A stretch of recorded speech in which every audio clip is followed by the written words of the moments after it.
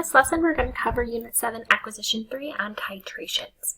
So first, we'll talk a little bit about what a titration is. There will be a lab that goes along with this, and then after that, we will do some titration calculations.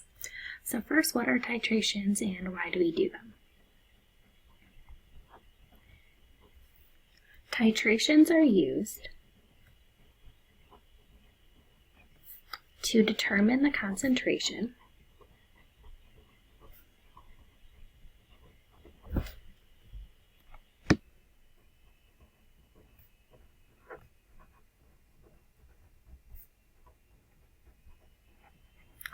of one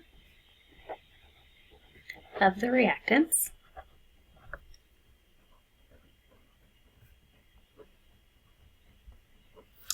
in an acid-base reaction.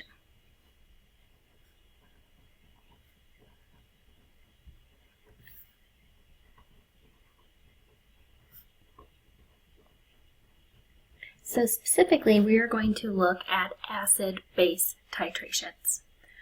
When we titrate in the lab, we are looking for what we call the equivalence point.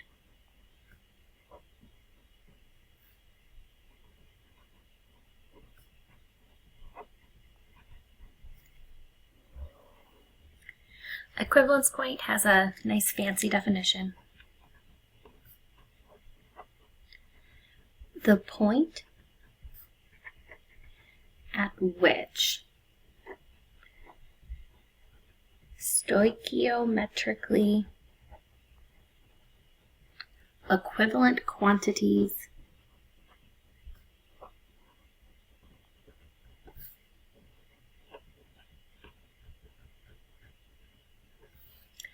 of acid and base have been brought together.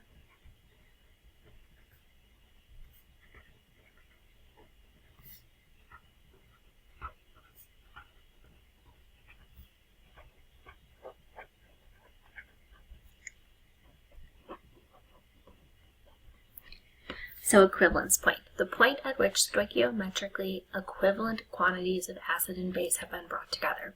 So this is going to be an acid-base neutralization. If I have some acid in an Erlenmeyer flask and I'm adding base to it, it's eventually going to get to the point where it is neutral, it neutralizes. The equivalence point is when we have those stoichiometric equivalent quantities. So what that means is it is not always the same volume. If you have 10 milliliters of acid, it doesn't necessarily mean that 10 milliliters of base will neutralize it. It also depends on the concentration. It depends on whether it's a strong acid or a weak acid. So we're going to use stoichiometry, use our molarities and our mole ratios to figure out what is that equivalence point. When we're in the lab, how do we know we've reached the equivalence point? You can add something called an indicator, and that will signal the equivalence point.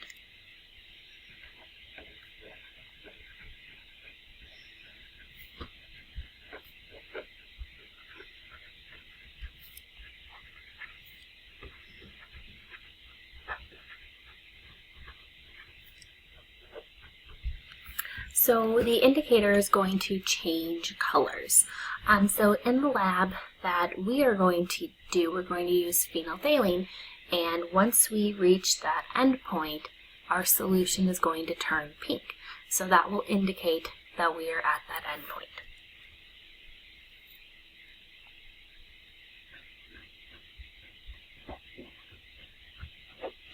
So I want to look at a titration curve to explain what is happening during our titration. So this is going to be for what we call a monoprotic acid. Monoprotic because it has one proton. Hydrochloric acid has one acidic proton. Let's say I had hydrochloric acid and I was going to react it with sodium hydroxide, which is a base.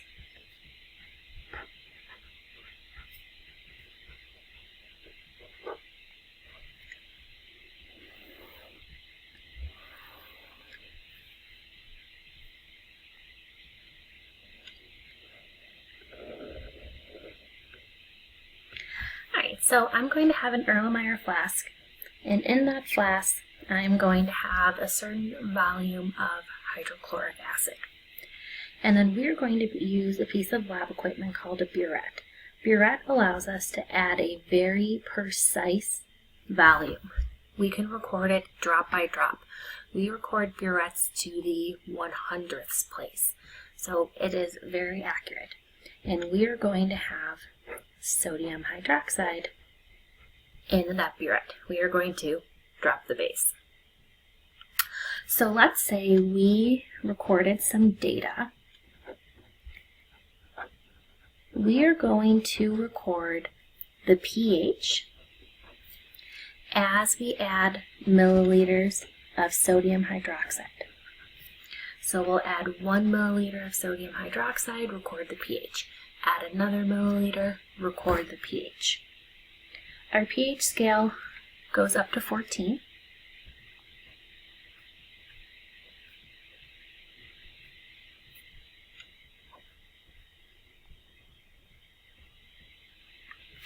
And if we were to graph this, what you're going to notice is we're going to start with a low pH because hydrochloric acid is acidic. Acids have low pH. So if we were to take initial pH reading, it's going to be very low. As we add more base, that pH is going to rise. And then eventually it is going to level off. So our titration curve is not linear, it's logarithmic. So a few points on this graph that I want to talk about.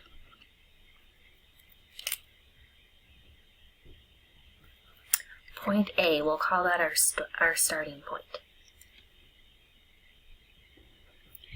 At point A, there is only hydrochloric acid present. This is our starting point before the titration. So before I add any base. We don't get into acids and bases until next unit, Unit 8.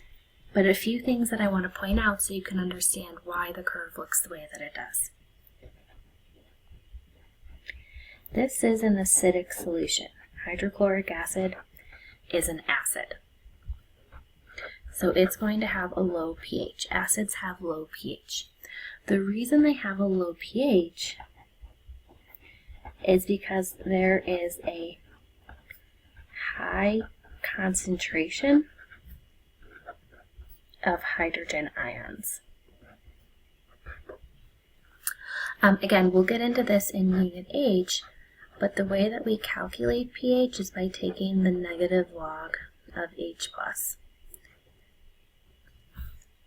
So the higher the concentration of hydrogen ions, the lower the pH. Let's look at this segment of the graph. So during segment B, notice that the milliliters of NaOH are increasing.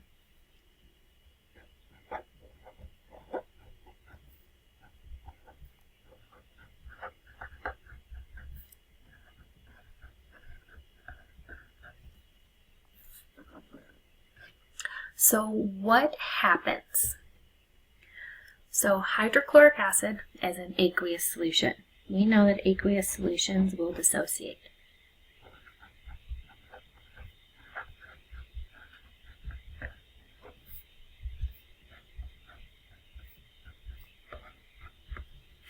As we add NaOH, it's also going to dissociate.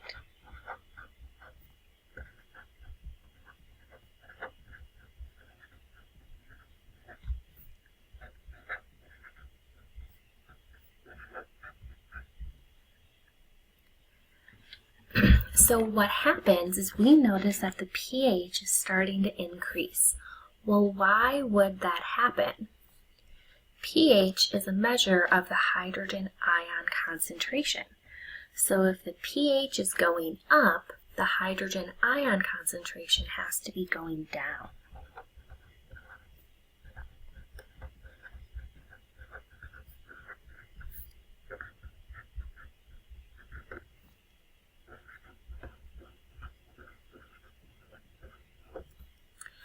goes down because it's going to be used up to make our product. So hydrogen is going to bond to those hydroxide ions to produce water.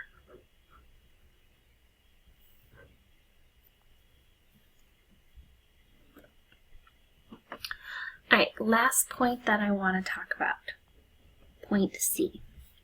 If we have a strong acid with a strong base, our equivalence point should be at a neutral pH of 7. So like halfway up when we have that sharp incline is going to be point C.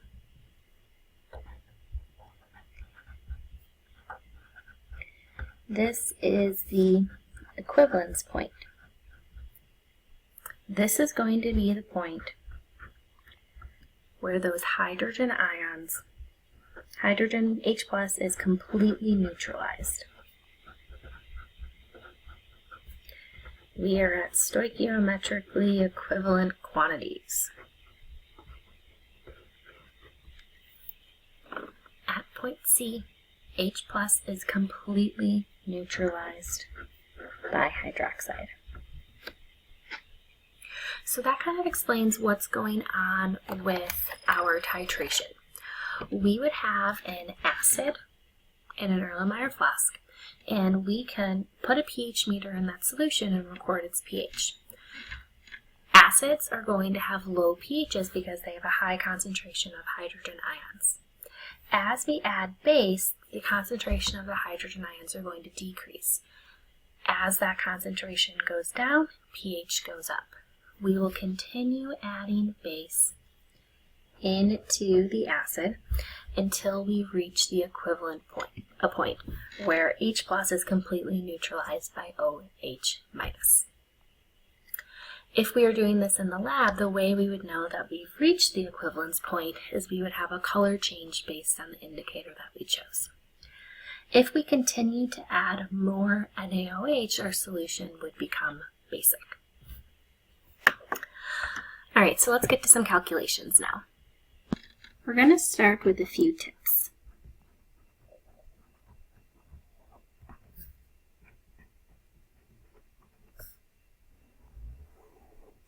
The first mistake that I see students do is they confuse a titration with a dilution. So the first thing we are going to talk about is how to differentiate from dilution problems. They do look the same. So if it is a dilution, M1V1 equals M2V2. The key that it is a dilution is you only have one type of solution.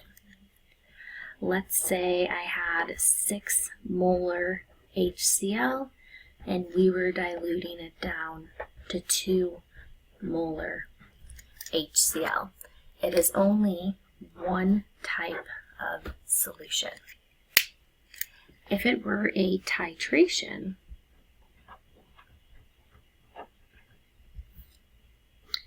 you're going to have 2 different solutions, one acid, one base.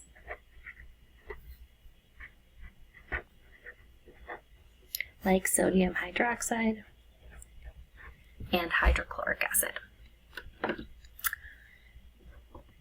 Next, you're going to have 3 givens. We always say start with a given. Well, where do you start if you have 3 of them? First tip. Start with the solution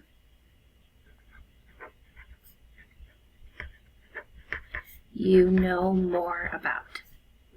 I'll show you what I mean by that when we get to the first example. But start with the solution you know more about. Lastly, we are going to stop after the mole ratio step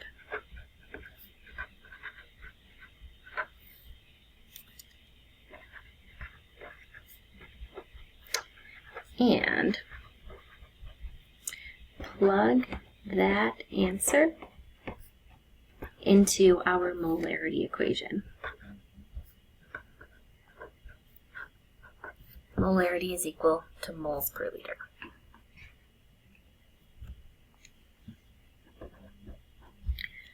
First example.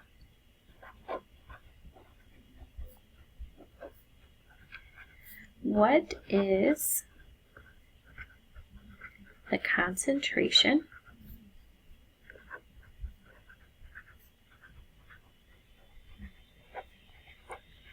of an unknown carbonic acid solution if 35 milliliters of 1.3 molar NaOH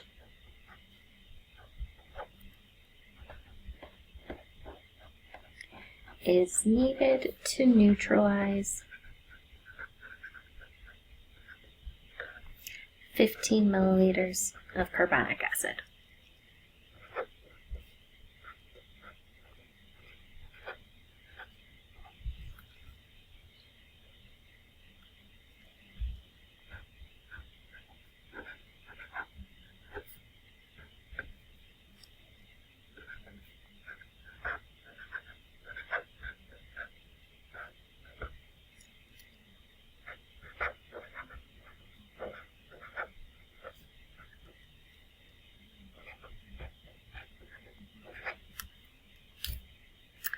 Alright, so let's talk about these calculation tips.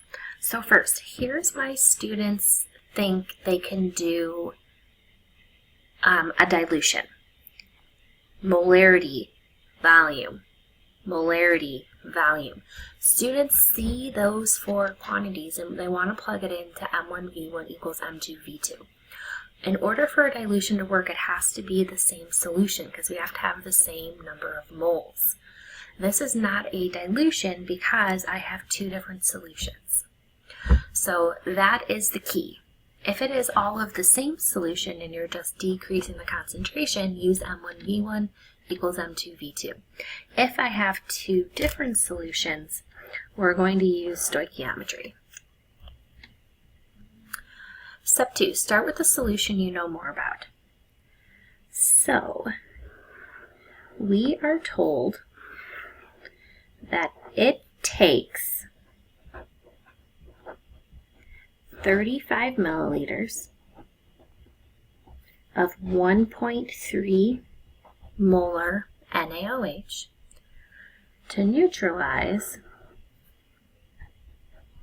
15 milliliters of carbonic acid.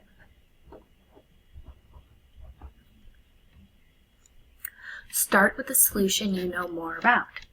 For sodium hydroxide, I have a molarity and a volume. For carbonic acid, I only have a volume. I'm going to start with NaOH. Remember from our lesson on solution stoichiometry, always start with volume or mass, never start with molarity. So I'm going to start with the volume of NaOH. And to make things a little bit easier, I'm going to convert it to liters right away by dividing by 1,000.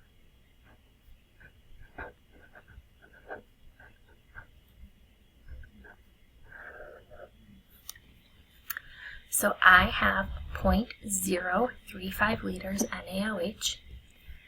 I can plug in my molarity like a conversion factor. A 1.3 molar solution tells me I have 1.3 moles of NaOH per every 1 liter of NaOH.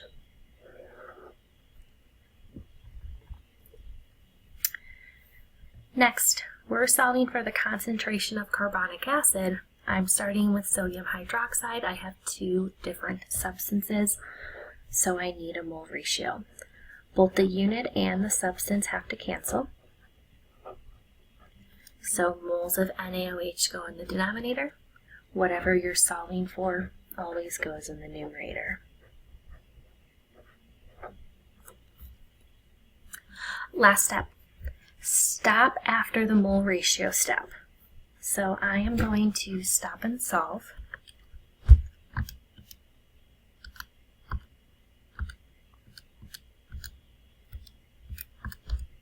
And I get 0.02275.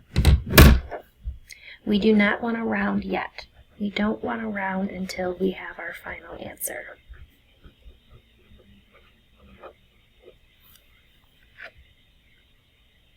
We're going to plug this answer into our molarity calculation. So if I want the concentration or the molarity of carbonic acid, I am going to take moles of carbonic acid and divide it by liters of carbonic acid. We just figured out the number of moles.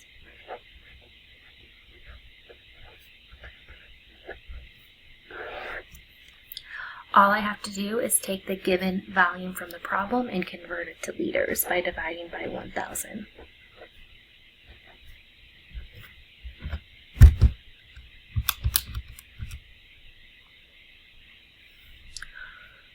.516 repeating. And as always, anytime we do a calculation, we want to round our final answer to significant figures. Looking at each of our givens, they each have 2 significant figures, so my answer will have 2 significant figures. The units will be molar. The unknown concentration is a 1.5 molar solution.